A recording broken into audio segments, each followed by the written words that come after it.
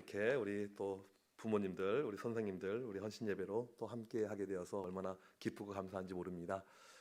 사람의 그 뇌 가운데 가장 중요한 부분이 이 앞에 있는 전두엽이라고 하죠. 모든 것을 판단하고 기억하고 또 창조성, 이 모든 것이 전두엽에서 나오게 됩니다. 이 전두엽은 20대 중반에 완성이 되고요. 그 다음부터 하강 곡성을 이제 걷게 되고 40대가 넘어가게 되면 이 전두엽이 이제 많이 약해집니다. 쉽게 말하면 사람이 이제 좀 맹해지는 것이죠. 제가 오늘 여기 두 번째 오는 건 오늘 알았습니다. 그러니까 전두엽에 이제 문제가 많이 생긴 것이죠. 목양실에 들어가는데 왠지 많이 좀 낯이 익어요. 보통 목사님들 원서 있는 목사님들이 별로 없어요. 근데 원서가 있고 이렇게 목사님은 초면인데 무엇인가 교회 분위기가 많이 낯이 익어서 내 전도엽에 상당히 큰 문제가 있구나, 그것을 오늘 느끼게 되었습니다. 그럼에도 불구하고 하나님께서 초월적으로 역사하실 줄 믿습니다. 교사의 기본 세 가지를 이야기할 때 이렇게 이야기를 해요. 회심, 사랑, 공감, 이 세 가지를 이야기합니다. 교사가 되려면 반드시 회심의 경험이 있어야 돼요. 예수님을 인격적으로 만난 경험이 있어야 되죠. 요즘에 우리 아이들 보게 되면 예수님을 인격적으로 만나지 못한 아이들이 너무나도 많이 있습니다. 저는 예전에는 여름철에 수련을 많이 하다가 요즘에는 자꾸 여지식이 좀 이렇게 되다 보니까 제가 잘 못 가고 있는데 아이들 가운데 회심 경험하지 못한 아이들이 너무나도 많이 있습니다. 저는 다른 것보다 내 입술을 가지고 예수 그리스도를 주로 시인하지 못하면 그 아이 믿음에 대해서 개런티를 좀 하기 어렵다고 봅니다. 찬양할 때 찬양하지 못하고 기도할 때 기도하지 못하면 저는 그 아이가 회심을 했나 우선은 의구심을 가지고 바라봐야. 선생님들도 마찬가지죠. 내가 먼저 예수님을 만났는가, 이 회심이 중요하고요. 그 다음에 두 번째로 아이들 영혼을 내가 정말 사랑하는 마음이 있는가, 이 사랑이라는 것이 우리에게 정말 중요합니다. 세 번째가 공감입니다. 나는 사랑하는데 아이들도 나를 사랑하는가, 피차간의 사랑이 이루어져야지 그것을 가리켜서 공감이라고 할 수가 있습니다. 그럼 여러분들은 저한테 질문할 거예요. 목사님은 이 회심과 사랑과 공감을 경험해 본 적이 있습니까? 당연히 있죠. 저는 분명히 예수 그리스도를 인격적으로 체험했습니다. 언제인지는 정확하게 모르겠어요. 어렸을 때부터 저희 어머니가 끊임없이 저에게 협박했던 것이 있습니다. 너는 오늘 죽으면 천국 갈 자신이 있어? 그걸 언제부터 물어봤냐면요, 유치원 때부터 물어보셨어요. 그리고 항상 하는 또 예화가 있어요. 어떤 아이는 죽으면서 천사를 봤대. 너는 오늘 당장 죽으면 천국 갈 자신이 있냐고 저희 어머니가 끊임없이 저에게 협박으로 이렇게 나오셨어요. 저는 초등학교 때부터 죽음에 대해서 고민하게 되었습니다. 내가 오늘 죽는다면 어떻게 될 것인가, 스스로 계속해서 자문자답을 해보았죠. 근데 어느 순간에 알겠더라고요. 확신이 생기더라고요. 저는 정확한 그 타이밍은 모르지만 한 초등학교 정도 때 이 회심을 경험을 했습니다. 사랑, 저는 아이들을 정말 많이 사랑을 해요. 예전에 청소년 사역을 할 때는요, 아이들 부르면 아무 때나 나갑니다. 애니콜이라고 하죠. 제 전두엽의 어떤 그 이상으로 인해서 여러분, 제가 저번에 했던 이야기를 반복해서 한다 할지라도 처음 듣는 것처럼 반응해 주시면 감사하겠습니다. 저 사람은 좀 전두엽에 문제가 있어, 이렇게 이야기를 해주면 좋겠어요.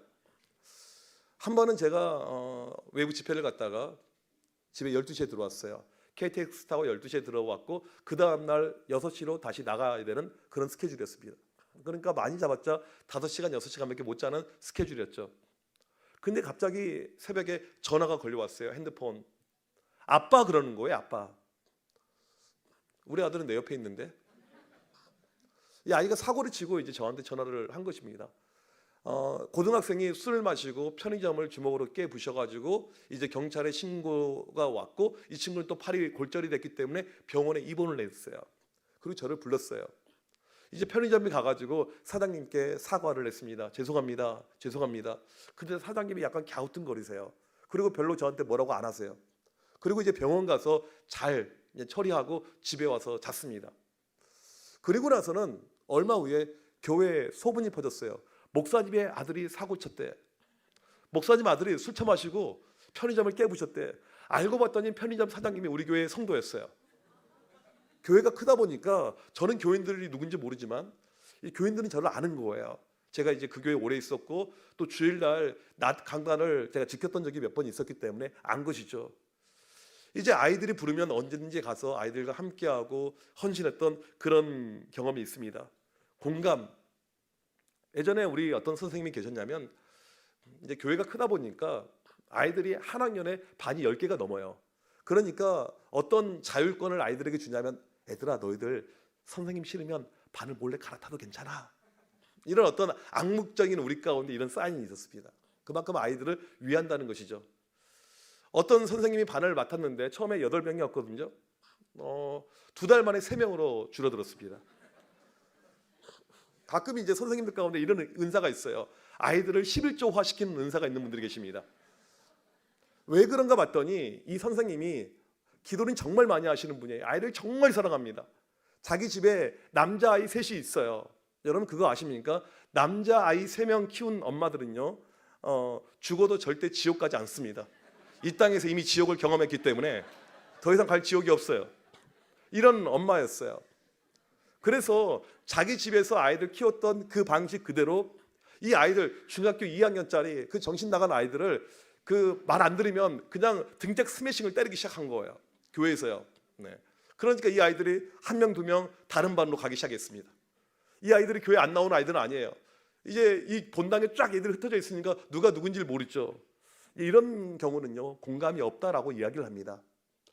작년에인가 제가 전도비 좀 문제가 있으니까 기억은 잘 안 나요.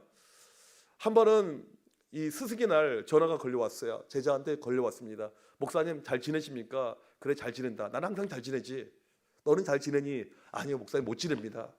그러면서 이 친구가 고3인데 지금 자기가 알바하고 있는데 이 근로법 여러 가지 해가지고 그 임금을 받지 못한 거에 대해서 저랑 상담을 하는 거예요. 야 그건 나랑 상담할 것이 아니고 노무사가 있어.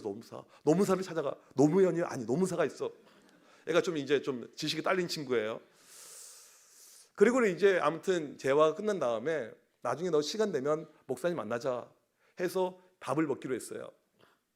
밥을 먹는데 그날 제 아내도 같이 갔습니다. 그리고 이제 물어봤어요. 고3이니까 진로에 대해서 물어봤습니다. 너 뭐 할 거니?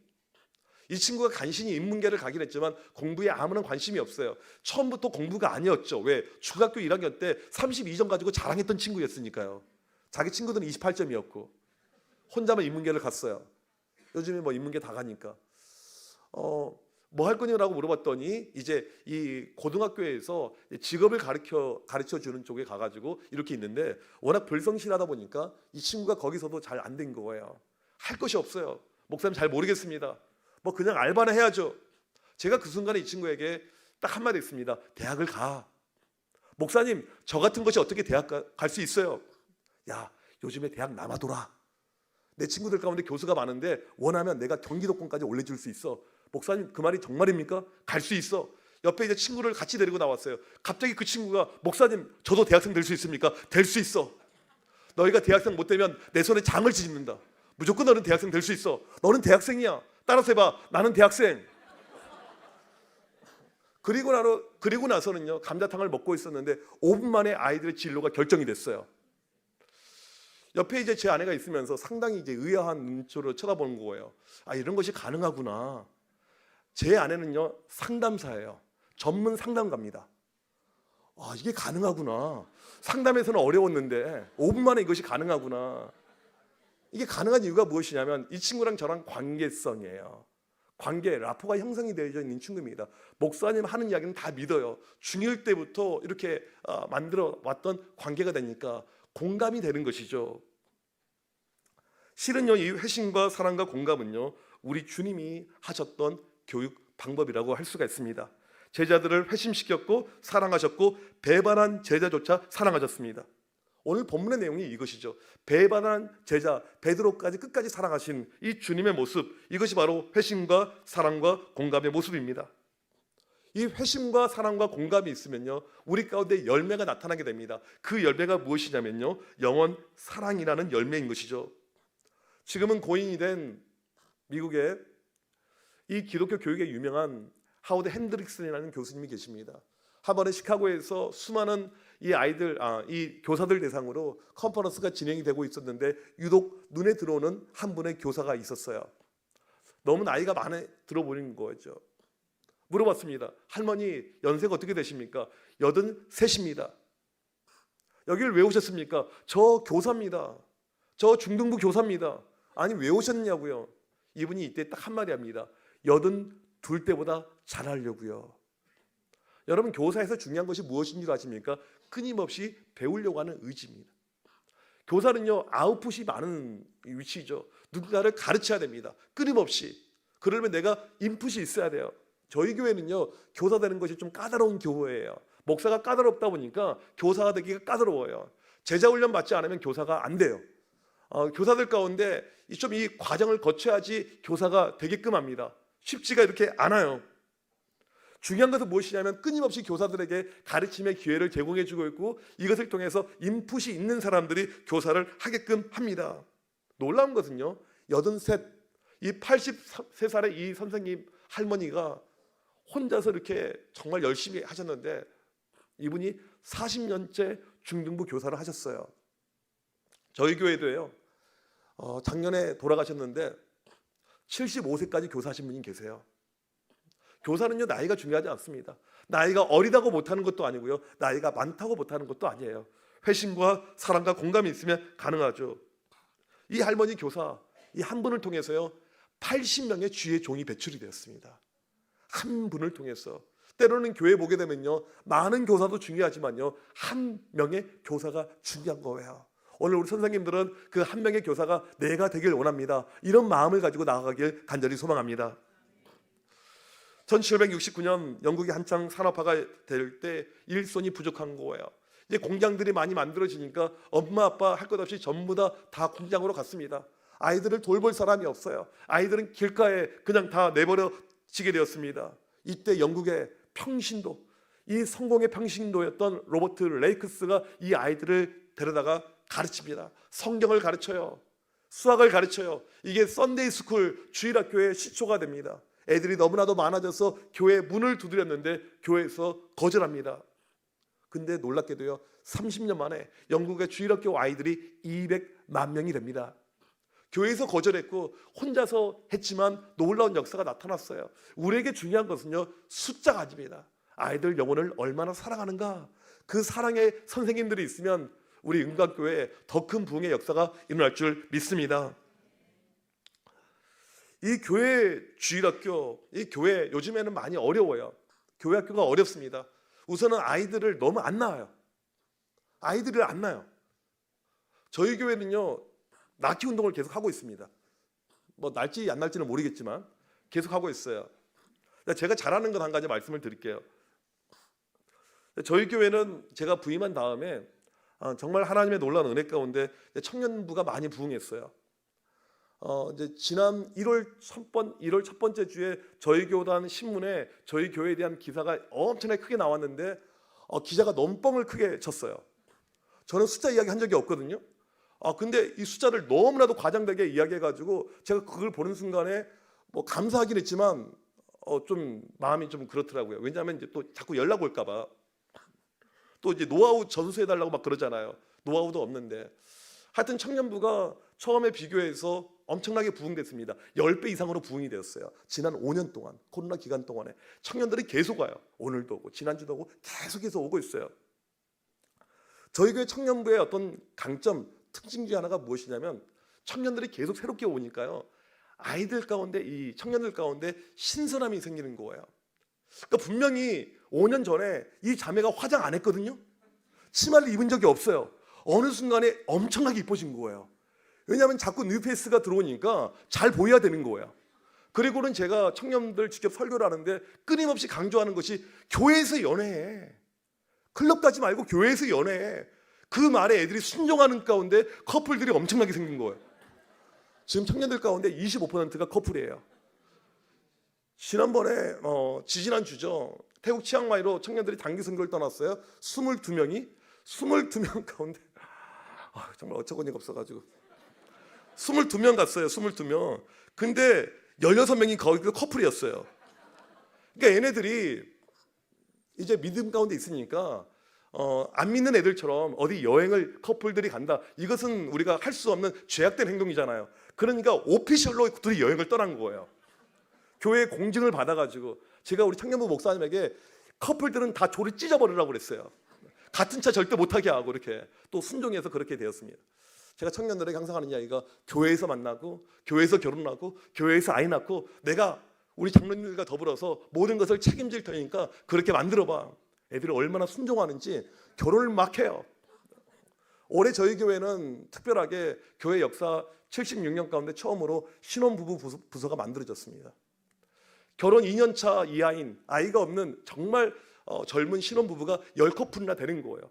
계속 결혼, 다다음 주도 또 결혼. 이게 좋은 거죠.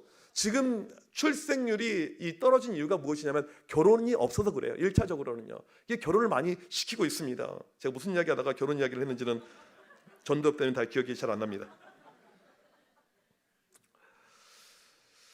요즘에 이제 아이들이 많이 없다고 이야기합니다. 저는 아이들이 좋아서 제가 교육 전도사 때부터 이 노방 전도를 나갔어요. 학교 옆에 갔어요. 비가 오나 눈이 오나 예전에는 이제 토요일 날도 애들이 학교를 갔잖아요. 제가 신대원 공부 끝나고 토요일마다 노방 전도를 갔어요. 1년 동안 아이들에게 그렇게 열심히 복음을 증거했는데 몇 명이 오게 되었냐면 몇 명이었을까요? 빵명. 우리가 한 가지 알아야 될 것은요. 때로는 우리가 열심히 한다 할지라도 열매가 없을 때가 있습니다. 역사가 없을 때가 있어요. 근데 놀라운 것은요. 그때부터 하나님께서 일하기 시작했습니다. 하나님께서 분명히 체크하셨던 것 같아요. 네가 아이들 얼마나 사랑하지? 네가 그 여군들 얼마나 사랑하지? 이것을 체크하셨던 것 같아요. 그리고는 아이들을 계속해서 보내주기 시작을 하였습니다. 코로나 때도 마찬가지예요. 저희 교회 이제 제가 있는 목양실에서 이 지하 주차장 입구까지가 약간 좀 그 소리로 연결이 되는 구조인데 코로나 초창기에 아이들이 이제 학교를 안 가고 학원도 안 가고 있으니까 이 아이들이 교회 지하 주차장 들어가는 입구에서 놀기 시작을 합니다. 초등학생들이에요. 너무너무 시끄러운 거예요. 제가 창문을 열고 야 이놈들아 딴 데 가서 놀아. 제가 그렇게 말했겠습니까? 우리 유전부 목사님께 물고기가 그물 안에 들어와 있으니까 빨리 가서 잡으라고 했어요. 그리고 간식을 사주고 이 아이들을 교회 로비로 데려왔어요. 너희들 여기 있으면 위험하니까 교회 로비에 있어. 저희 교회 로비가 넓어요. 에어컨이 나오고요. 그 다음에 와이파이가 빵빵 터집니다. 애들 가운데 소문이 금방 났어요.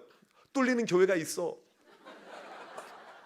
여러분 그 코로나 심각했던 그때요. 저희 교회 유년부는요. 그 주에 10명이 새로 등록한 것을 믿으시길 바랍니다. 우리에게 중요한 것은요. 영혼을 사랑하는 모습입니다. 영혼을 사랑하는 모습이에요. 우리가 아이들을 어떻게 사랑할까요? 우리 선생님들 여기 많이 계십니다. 부모님들도 계세요. 요한 1서에 보게 되면 자녀들을 사랑할 때요. 말과 혀로 하지 말고요. 오직 행함과 진실함으로 하라고 했습니다. 아이들이 가장 싫어하는 선물이 있습니다. 그게 뭐냐면요. 마음의 선물이에요. 선물은 물질로 해야 됩니다. 목요일 날이 제 아들 생일이었어요. 중학교 다니는 제 아들 생일이었습니다. 이제 저희 집은 어떤 집이냐면 미성년자는 스마트폰을 가질 수가 없습니다. 투지폰을 써야 돼요. 그냥 가장의 법이에요. TV도 없어요. 인터넷도 안 돼요. 이게 저희 집이에요. 그러니까 좋은 것은 무엇이냐면 애가 밤에 잠을 안 자는데 기타 치고 있어요. 저는 우리 집에 홍이삭이 나올 줄 믿습니다. 밤마다 막 기타를 되게 잘 쳐요. 예. 충분히 홍이삭 될 자질이 있어요. 그리고는 이제 걔한테 물어봤어요. 이제 생일 선물을 준비하는데 무엇을 사주면 좋을까? 이제 그냥 위아래로 좀 그 트레이닝복을 사주려고 이렇게 해서 옷 사이즈를 물어봤더니 우리 아들이 그래요. 아빠 설마 생일날 옷 사주려고? 아니 그건 아니고 그냥 물어본 거야. 그리고 이제 옷이 아니란 것을 얼른 깨닫고 제가 무엇을 사줬냐면요. 오락기를 사줬습니다. 그러니까 집에 오락실을 만들어 놨어요. 그 아실지 모르겠지만 옛날 우리가 오락실에서 했던 오락 게임 9,800개가 들어있는 오락기가 있어요. 그걸 이제 만들어 놨어요. 그리고는 집에서 저랑 같이 이제 그 게임을 합니다. 실은 제가 좀 하고 싶어서 산 것도 있어요. 제 아내는 엄청나게 싫어하지만 이렇게 이제 한 것이죠. 아이들을 사랑할 때 말과 혀로 하는 것이 아니고 진짜 진실함으로 무엇인가. 저희 교회 청년부 이야기를 잠깐 하자면 처음에 청년들이 별로 없어요. 부임해서 보니까 청년부가 망한 교회였습니다. 서울에서 가장 많은 그 연령대 인구가 몇 년생이냐면요. 93년생입니다. 30살이죠. 이거 꺼졌다. 걱정하지 마세요. 네. 전도비 망가졌지만 다른 건 많이 남아 있어요. 실은 제가 오늘 이걸로 설교 준비한 것이 아니고 이걸로 준비했는데 이게 저번 것이어가지고 이걸 부랴부랴 가져왔는데 제 아들이 몰래 가져가서 이걸로 게임했는지 제가 여기 앞에 올 때 8%밖에 안 남았어요. 그래서 꺼질 것을 예상하고 이렇게 섰습니다. 상관없어요. 무슨 이야기했죠? 네? 청년부 이야기하다가 전도에 문제가 있으니까 좀 이야기해 주세요. 양해를 해주세요. 이 서울에서는 이 청년들이 상당히 중요하거든요. 서울교회 특권이라고 저는 생각합니다. 우리나라에서 지금 인구 유출이 가장 많은 도시가 어디냐면요, 부산입니다. 부산이 1등이에요. 특별히 20, 30대 인구 유출이 부산이 엄청나게 심합니다. 특별히 부산과 울산과 대구 지역이 상당히 이게 심해요. 제가 최근에 읽은 책에 나온 이 통계입니다. 다 서울로 가고 있습니다. 우리나라 전체 대학생의 45%가 수도권에 있고요. 우리나라 대학원생의 60% 이상이 다 서울에 있습니다. 이게 지금 이 모습이에요. 아무튼 지방에서 서울로 올라와요. 그러면 서울에 있는 교회는요, 올콘이 다 잘 잡아야 돼요. 근데 저희 교회는요, 실패한 교회이죠. 청년부에 있어서 청년들이 없어요. 제가 부임해서 보니까 한 10 몇 명 남아 있는데 청년들이 다 어디 갔나? 물론 이제 위치적으로 보게 되면 저희 교회에서 700m 걸어 내려가게 되면요, 내리막길이니까 가기도 편하죠. 그 청년들이 우리나라에서 가장 많이 모이는 교회가 있어요. 3자로 시작하는 그 교회가 있어요. 끝자리는 1, 2, 3 중에 하나일 것입니다. 보니까 많이 갔어요. 그러면 남아있는 애들은 어떤 애들이냐? 착한 애들이에요. 나도 넘어가고 싶은데 못 넘어간 거예요. 왜? 아빠가 장로님이니까. 여러분, 교회 청년들은요, 귀하고 소중한 존재입니다. 저는 그렇게 생각해요. 여러분, 오늘 이 저녁에 이 시간에 남아있는 청년들은요, 비정상인들이에요. 그만큼 착하다는 것이죠. 그만큼 귀하다는 것입니다. 청년들 귀하고 소중함을 알아야 되죠. 제가 청년들을 키우기 위해서 주일날 낮 강단에 교인들에게 이렇게 이야기했습니다. 앞으로 청년들 일 시키지 맙시다라고 이야기했어요. 앞으로 청년들 일 시키지 맙시다라고 이야기했어요. 이게 무슨 뜻이냐면 청년들이 교회 와서 은혜 받아야 되는데 봉사한답시고 은혜는 못 받고 애들이 번아웃이 너무 많이 되는 거예요. 그리고는 교회를 옮겨가게 됩니다. 은혜 받을 수 있는 교회로요. 저희 교회는 그래서 11시 예배 청년들 한 명도 못 들어오게 했습니다. 다 내보냈어요. 그리고 청년들의 예배를 세우라고 이야기했습니다. 그 다음에 제가 교인들에게 또 한 가지 부탁을 했어요. 앞으로 청년들 보게 되면 둘 중에 하나를 주십시오. 교회에서 청년들을 보게 되면 둘 중에 하나를 주십시오.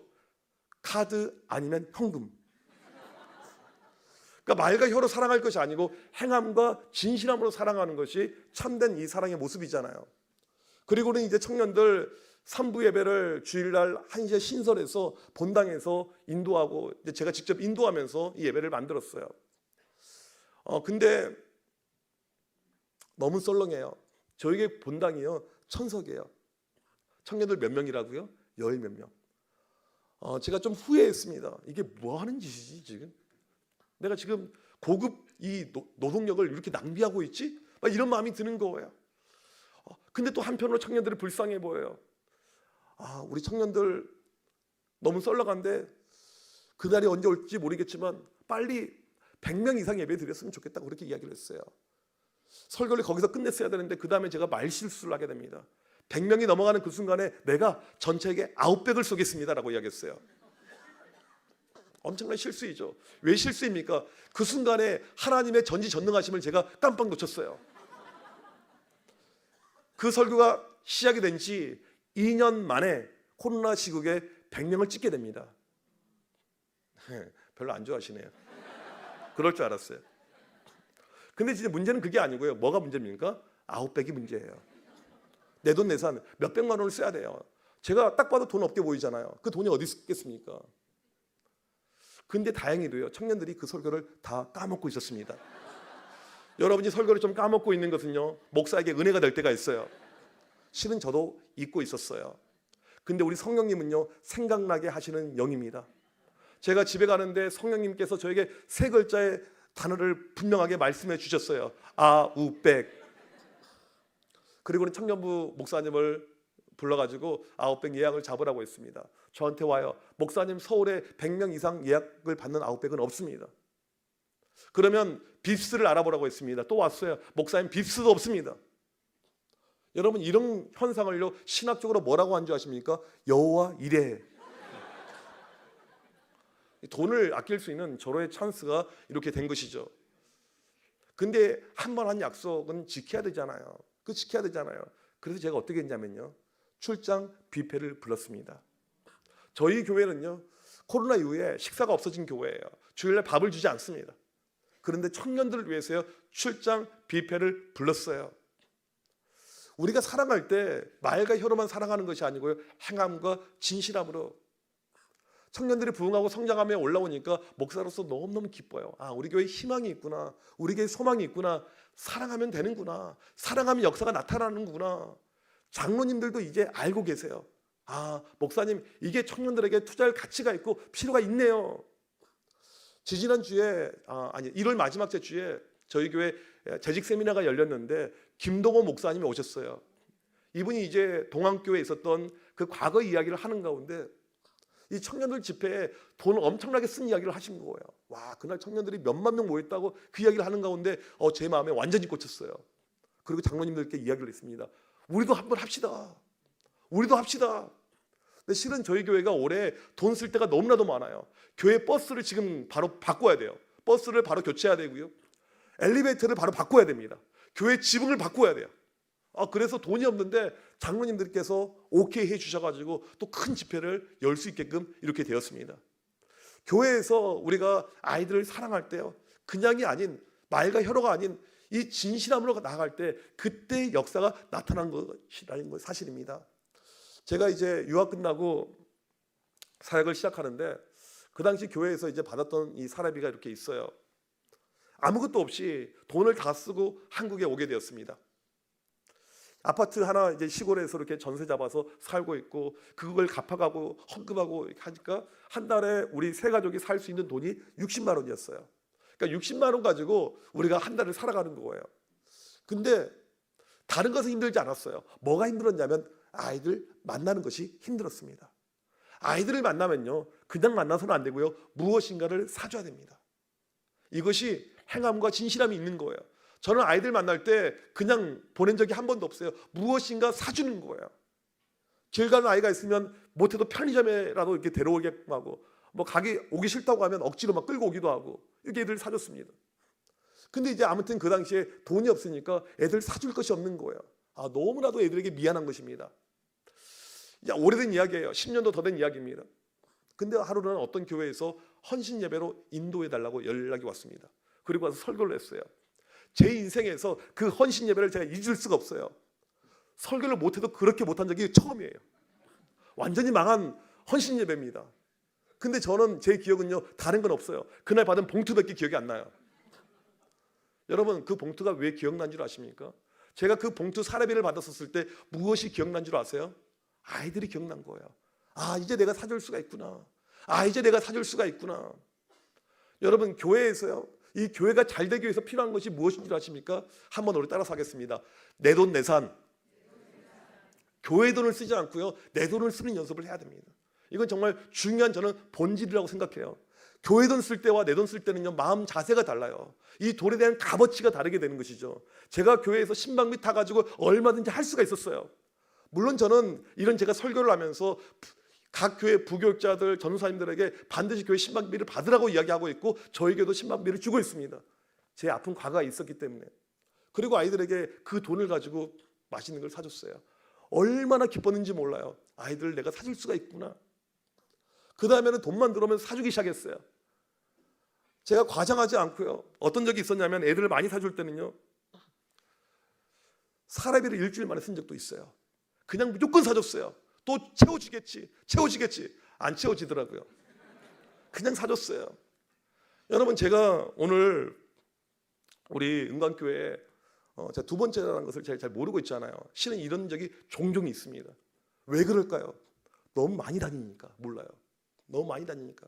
그때 제가 하나님께 했던 기도가 있습니다. 하나님, 저에게 물질을 주신다면 제가 그 물질을 아이들을 위해서 쓰겠습니다. 하나님, 저에게 물질을 주신다면 제가 그 물질을 아이들을 위해서 쓰겠습니다. 저는 뭐 누가 저에게 돈을 주진 않지만 혹시라도 꽁돈이 저에게 생기면 제 목양실에 차곡차곡 세이브를 해놔요. 그리고 한 방에 터뜨립니다. 청년들이 많아지니까요, 이제는 쏘기가 무서워져요. 예전에는 기쁜 마음으로 수련회를 갔는데 이제는 불안한 마음으로 수련회를 참석하게 됩니다. 애들이 너무나도 많아지니까. 코로나가 끝나고 3년 만에 아이들이 밖으로 나가서 수련회를 하게 되었습니다. 제가 하루 저녁 설교를 하러 가게 되었어요. 청년들을 어떻게 내가 사랑할 수 있을까? 어떻게 섬길 수가 있을까? 이런 마음이 저에게 찾아오더라고요. 제가 그때 청년들 위해서 무엇을 해갔냐면요, 커피차를 대령해서 갔습니다. 그날 이게 비가 내리고 있었던 여름철 날씨였어요. 저녁을 먹고 나서 애들이 커피를 마시는데 오갈 데가 없으니까 커피 먹기, 그러니까 커피만 주는 것이 아니고 음료수 30가지 넘게 주는데 애들이 음료수를 기쁘게 마시더라고요. 제가 그날 또 말실수를 하게 되었습니다. 마음껏 마셔 이거였어요. 혹시 여러분 교회에 커피차를 부를 일이 있을지 모르겠지만 커피차는요, 버스 한 대당 가격이 아니에요. 한 잔당 얼마씩 그렇게 갑니다. 청년들 가운데 한 잔 마신 놈은 하나도 없었어요. 미니멈 2잔씩. 어떤 놈은 내일 아침 것까지 세이브해놓은 나쁜 놈도 있었습니다. 근데 청년들이 너무나도 행복해하는 것입니다. 너무나도 기뻐하는 것입니다. 여러분, 우리 이 시대 교회학교 힘들고 어렵다라고 이야기하지만 우리 가운데 영원 사랑의 마음이 있으면, 이 영원 사랑을 정말 우리가 실천한다면, 이것이 우리의 마음과 물질로 반영이 된다면 저는 이 시대에 얼마든지 부흥의 역사가 임할 줄 믿습니다. 부흥의 현장이 우리 은광교회가 되길 주님의 이름으로 간절히 축복합니다. 하나님 아버지 감사합니다. 오늘 우리 부모 교사 헌신 예배로 우리 부모님들과 우리 선생님들 온 교우들 함께하게 하심을 감사합니다.